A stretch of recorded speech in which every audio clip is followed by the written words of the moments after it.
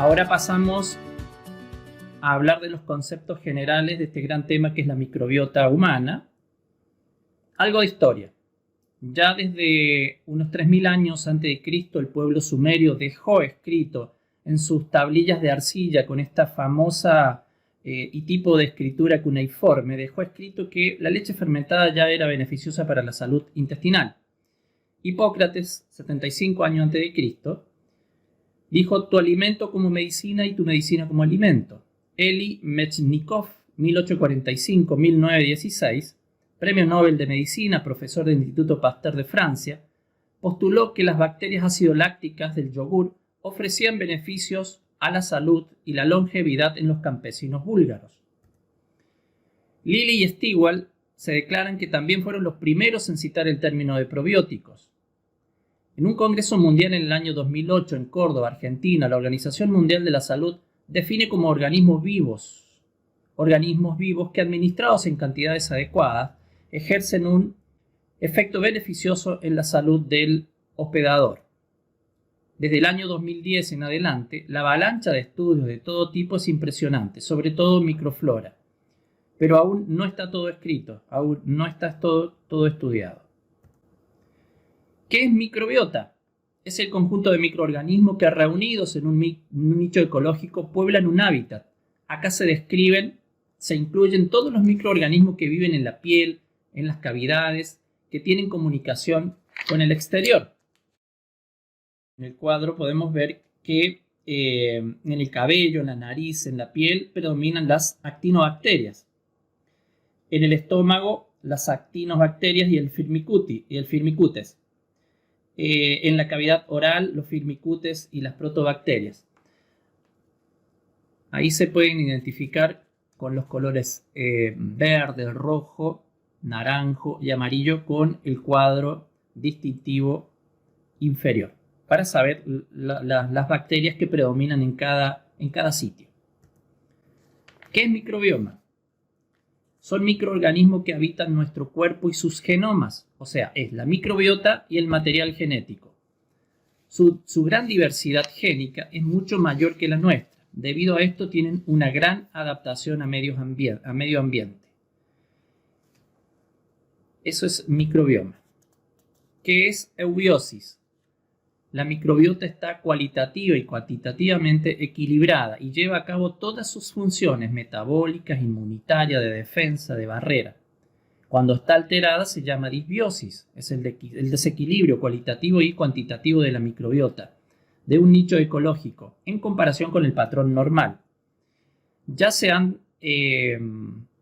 definido más de 105 enfermedades en relación con la alteración de la microbiota intestinal o disbiosis.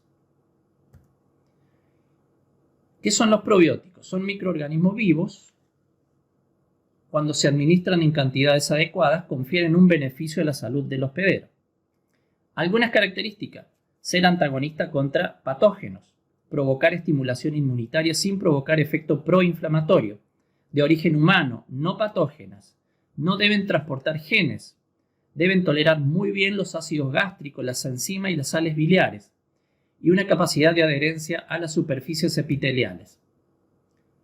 Prebióticos son compuestos no digeribles cuando ingresan a nuestro intestino, pero sí los microorganismos lo digieren, lo metabolizan, modulando la composición y o la actividad de la microbiota intestinal, confiriendo un efecto fisiológico en el hospedero.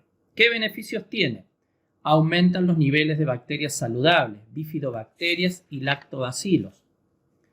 Producen metabolitos beneficiosos, butirato, acetato y propionato. Incremento en la absorción de minerales como calcio, magnesio y otros. Reducción de la fermentación proteica, disminución de las poblaciones bacterianas patógenas, disminuye el riesgo de alergia y mejora el sistema inmune. Realmente los prebióticos son fibras vegetales que fertilizan, que dan de comer a nuestros microorganismos. Los podemos clasificar en 8 categorías: los fructanos, los galacto-oligosacáridos, los beta-glucanos, el almidón, los oligosacáridos de la leche, que son más de 200, la lactulosa, la pectina y los oligosacáridos no hidratos de carbono. ¿Dónde se encuentran? En las frutas y en las verduras, espárragos, alcachofa, achicoria, en las legumbres, en el ajo, en la cebolla, en el puerro, en las crucíferas, trigo, avena, cebada, frutas, entre otros. ¿Qué es el pangenoma?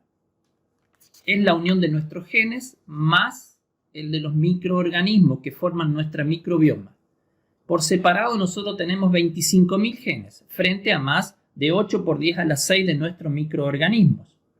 Que, por ejemplo, nuestro genoma tiene 20 genes para digerir glúcidos versus una bacteria que se llama Tetraiota-micron que tiene 260 genes para la misma función. Es solo una de las 1000 especies de microbiota. Esto le da una gran adaptación a nuevos ambientes con ciclos de vida mucho más cortos, ya que pueden incorporar ADN desde el exterior. Microbiota autóctona, conjunto de microorganismos que colonizan establemente la superficie epidérmica y los conductos y cavidades del cuerpo que se comunican con el exterior. Incluyen virus, arqueas y microorganismos eucarióticos. Su composición tiende a ser estable en cada localización, pero varía mucho entre ellas. Tiene una relación mutualista, una relación horizontal. Puede convertirse en parasitaria y actuar como oportunista y generar infecciones endógenas. Además, pueden colonizar el medio interno si sufrimos un traumatismo o una disfunción inmunológica o una enfermedad grave. La microbiota autóctona habitan 10 a la 14 bacterias, 10 a la 13 hongos y un número indeterminado de virus y protozoos. Por cada célula hay 10 microorganismos, madura alrededor de los 3 años de edad. Hay variabilidad interindividual. Es un órgano con una gran capacidad de adaptación. La microbiota alóctona son microorganismos que acceden al hábitat colonizado por la microbiota autóctona. Están de forma transitoria, no son estables. La mayoría cumple una función favorable para el huésped. Se adquiere desde el medio ambiente. Ejemplo, microorganismos del suelo o edáficos. Por ejemplo, el Bacillus subtilis, que ya lo usaron los microbiólogos alemanes en la Segunda Guerra Mundial para prevenir a sus soldados de las enfermedades disentéricas, de las diarreas. Tiene un fuerte efecto inmunoestimulador. El viroma es el conjunto de virus que colonizan nuestro organismo. Incluyen a los virus que atacan a nuestras células y a nuestra microbiota. El viroma cambia según el territorio. Piel y vagina, papilomavirus, orofaringe, virus, herpes virus, intestino, rotavirus y picornavirus. ¿Cuáles son las funciones de la microbiota? Tenemos funciones metabólicas. En relación a los hidratos de carbono, hay algunas bacterias llamadas Bacteroides, Roseburia, Bifidobacterium, Faecalibacterium, Enterobacter, fermentan los hidratos de carbono complejos, generando ácidos grasos de cadena corta. Estos son absorbidos por las células epiteliales del aparato digestivo, regulando la expresión de genes y la quimiotaxis, la diferenciación, proliferación y apoptosis celular. El acetato es producido por los anaerobios intestinales, el butirato producido por los firmicutes y el propionato producido por los bacteroidetes. Estos ácidos grasos de cadena corta son fuente de energía para el enterocito y estimulan el peristaltismo e inhiben el crecimiento de patógenos. La sacarosa, la lactosa y el almidón son digeribles por nuestras enzimas. El resto de los glúcidos, como los fructooligosacáridos o los galactooligosacáridos, son degradados por nuestra microbiota autóctona, generando peróxido de hidrógeno y ácidos grasos de cadena. En cuanto a las proteínas, tienen proteinasas y peptidasas microbianas, facilitan la entrada de aminoácidos, gracias a estas enzimas, hacia los microorganismos. Y estos los convierten en bacteriocinas, que son péptidos antimicrobianos. 9 de los 20 aminoácidos ya son formados por la flora intestinal a partir de la urea y el amoníaco, y así, a su vez, reduce la carga tóxica. En cuanto a los lípidos, la microbiota intestinal suprime la inhibición de la actividad de la lipoproteína lipasa en los adipocitos, con un maravilloso efecto, ya que esta enzima descompone los triglicéridos en ácidos grasos y glicerol, llevándolos al músculo y al adipocito.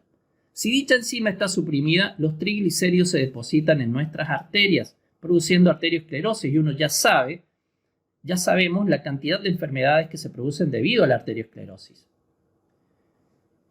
En cuanto al metabolismo de las vitaminas, las bacterias ácido láctico forman la vitamina B, las bifidobacterias forman el ácido fólico, vital en la síntesis y reparación del ADN. Además forman vitamina K, biotina, ácido nicotínico, ácido pantoténico, piridoxina y tiamina. Las funciones de defensa, la capa de moco es la primer línea de defensa. Tiene dos niveles, uno en contacto con la luz intestinal y el otro en contacto con el epitelio de los enterocitos. Está constituido por glucoproteínas de mucina, secretada por las células caliciformes intestinales. Mide 150 micras. La capa externa es la más dinámica, proporciona glucanos como fuente de energía para los microorganismos. Hay inmunoglobulina A contra los microorganismos patógenos también dentro de la capa de moco. Y de defensa, obviamente, interfiere con la colonización, produce compuestos químicos antimicrobianos, coagregación con los patógenos. Ahí se puede ver en la imagen las dos capas de muco, la que está en contacto con el enterocito y la que está en contacto con la luz intestinal. Los ácidos grasos de cadena corta inhiben el crecimiento de microorganismos patógenos. El ácido butírico es fuente de energía para el enterocito, favoreciendo la regulación de iones de calcio, hierro, magnesio y neutralizan el amonio. Estimulan el peristaltismo, aumenta la presión osmótica en el lumen intestinal y la microbiota intestinal contribuye con más de 500 calorías diarias a nuestro organismo. En relación al proyecto de microbioma humano, un proyecto del Instituto Nacional de Salud Pública de los Estados Unidos en el año 2006-2007, duró alrededor de 5 años, pero en la actualidad se siguen estudiando a través de este proyecto. Tiene como objetivo la secuenciación de los microorganismos eucariotas, arquea, bacterias y virus de todas partes del cuerpo. Estudia el cambio de la microbiota en distintas enfermedades, describen los procesos metabólicos y sus vías, descifrar cómo contribuyen o mantienen la salud humana, estudia además las pequeñas moléculas del metabolismo microbiano y detectaron más de 2.172 especies aisladas clasificadas en 12 filos, de los cuales 93% eran proteobacterias, firmicutes, actinobacterias y bacteroides. 386 de las especies son anaeróbicas. Unas palabritas también muy importantes. El eje intestino-cerebro. Es la comunicación bidireccional entre el sistema nervioso entérico y el sistema nervioso central o cerebro craneal. El cerebro craneal tiene 100.000 millones de neuronas, el cerebro intestinal tiene 100 millones de neuronas, al igual que la médula espinal. Se conectan a través del nervio vago, simpático y parasimpático. Esta comunicación participa en nervios, hormonas, neuropéptidos y citoquinas. El cerebro intestinal produce el 80% de la serotonina y el 50% de la dopamina. El cerebro intestinal produce las sustancias psicoactivas que influyen en el estado de ánimo, benzodiazepinas, con un efecto tranquilizante. El miedo, la rabia y todas las emociones repercuten en forma directa sobre el intestino. Muchas gracias por su participación, estimado doctor. Estas son algunas de las definiciones. Van a estar en línea en la página del laboratorio para que usted la pueda revisar cuando usted quiera y usar esta información para con sus pacientes. Nos vemos en la cápsula informativa número 2.